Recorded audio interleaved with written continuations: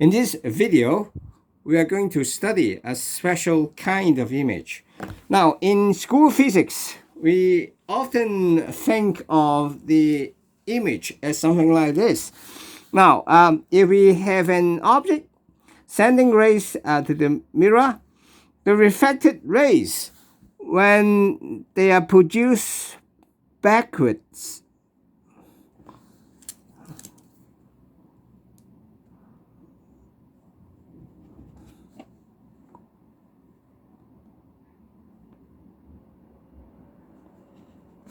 they are concurrent.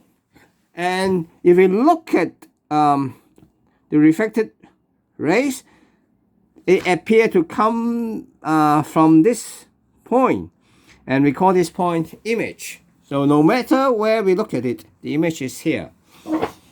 So the image is fixed. The reason is simple.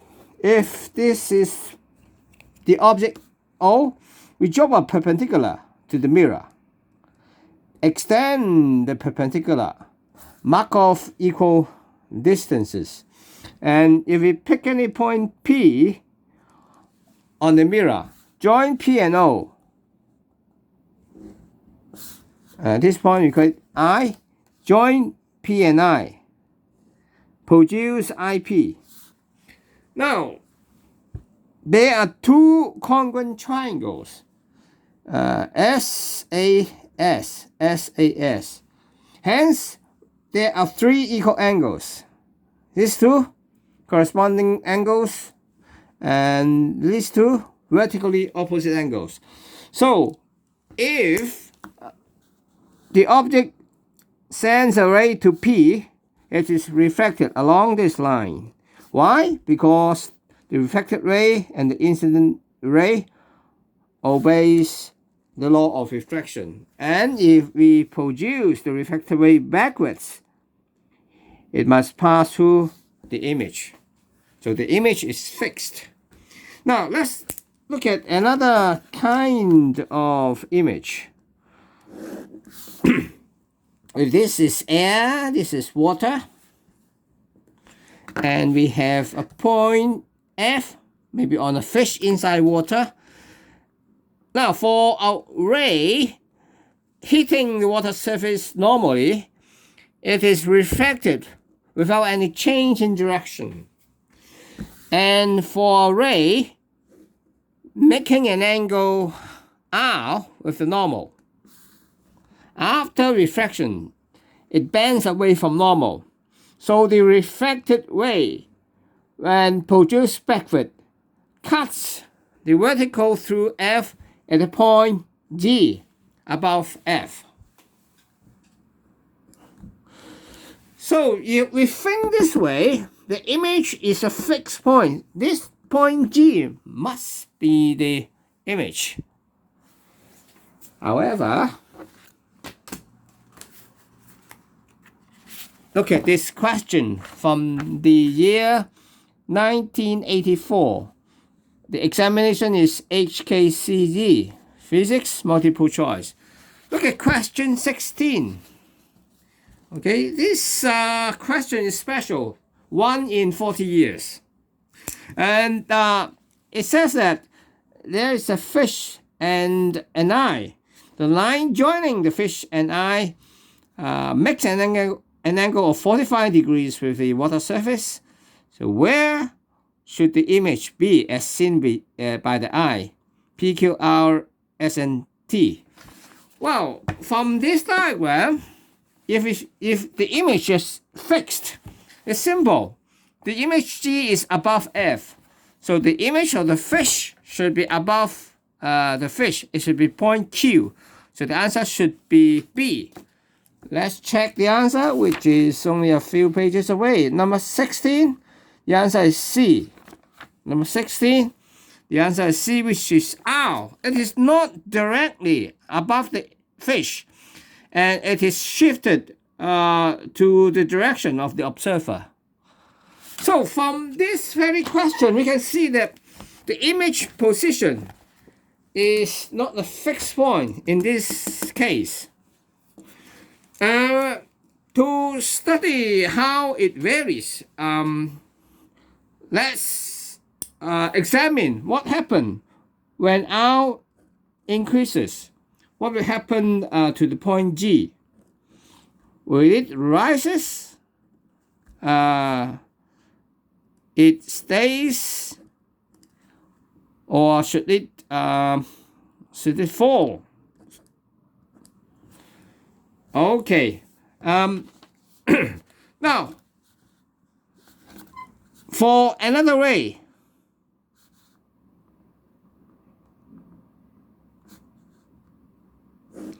okay, it rise, stay, or fall. All three cases, it obey the rule that it should bend away from the normal. So we can't predict by that. So we must calculate. So let's do the calculation. This is the point F, and we call the depth of the point D. So this is the ray hitting the water surface normally, and this is a ray which makes an angle R with the normal, and after refraction, the refracted ray projects backward, cut the vertical line through F at G, and we call this angle I, this angle I. To save a little bit of writing, we call this, this length Y, this length X, this hypotenuse we call it T, this hypotenuse we call it S. So by Snell's law, the refractive index eta is equal to sine I over sine R. So what's that? I is this angle. So the sine of it, opposite side over hypotenuse, which is X over T. R is this angle. So the sine of it is opposite side over hypotenuse. So it's X over S. So therefore, it is S over T. In other words, T is equal to S over eta. So here comes the main character, y square. Let's consider this right-angled triangle. So y squared is equal to the hypotenuse squared minus the square of the other straight sides. So what do we get? What do we get? T can be written as S squared over eta squared, and X squared can be written as eta squared X squared over eta squared. So y squared is equal to eta squared down upstairs S squared, the hypotenuse square of this right-angle triangle. So it's this side is D. So D squared plus X squared minus eta X squared. So y squared is equal to what? Eta squared down upstairs, D squared minus, I'm sorry, that's with square here, minus bracket eta squared minus 1 X squared. Okay, now only this term is variable. X squared, only X squared is variable.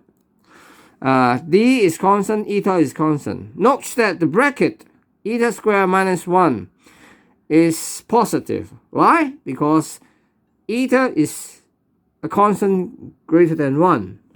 So if we look at this diagram, how does X vary with R? X is equal to D sine tangent, D tangent R. So when R increases, X increases. So eta squared minus 1, a positive number, times X squared increases. So for this fraction, the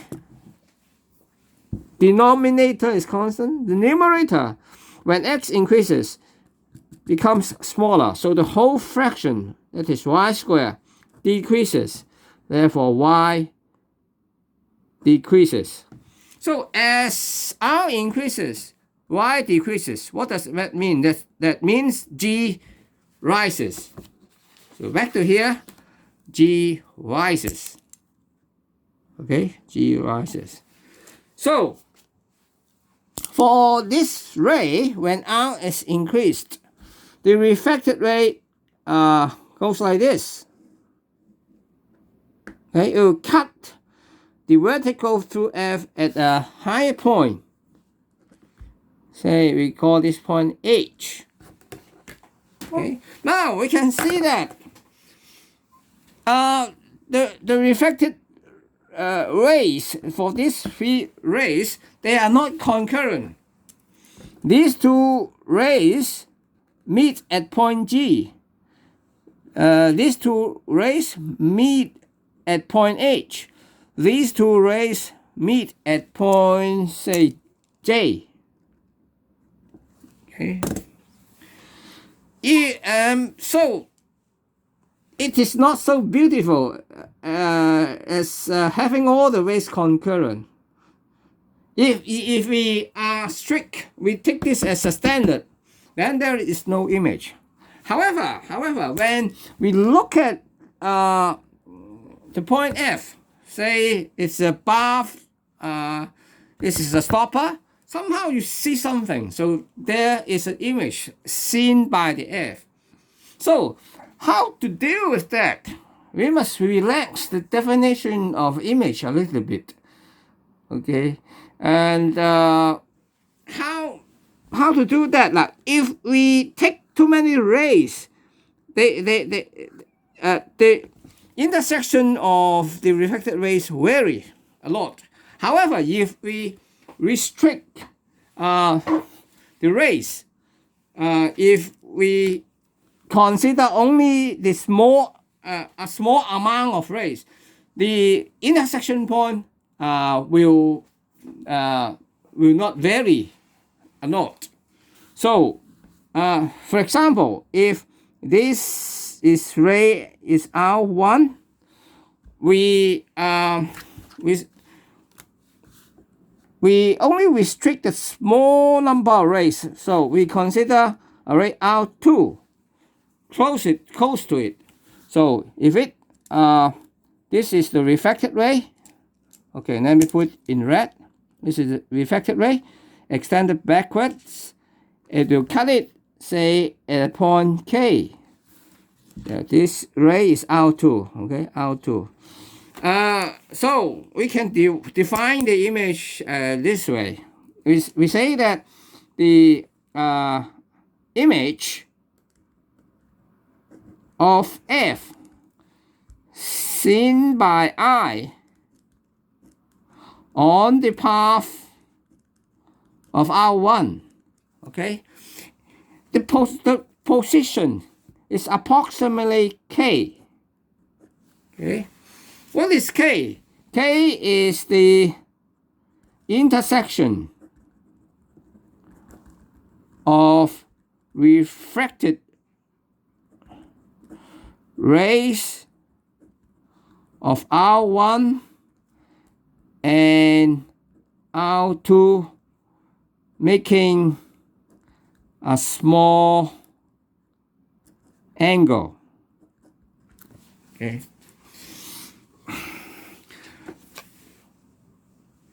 So it will be the approximate position. Well, how about the exact position? Well, now if this ray is closer and closer, that will approach the exact position. So the exact position is the limit in mathematics of the ray R2 tends to R1. That's the mathematical definition, okay? But even when it is close, it will be the approximate position of the image. Now, in the next video, I'll show you that using this idea, we can find the answer of the MC. And also, I'll show you how to take limit mathematically.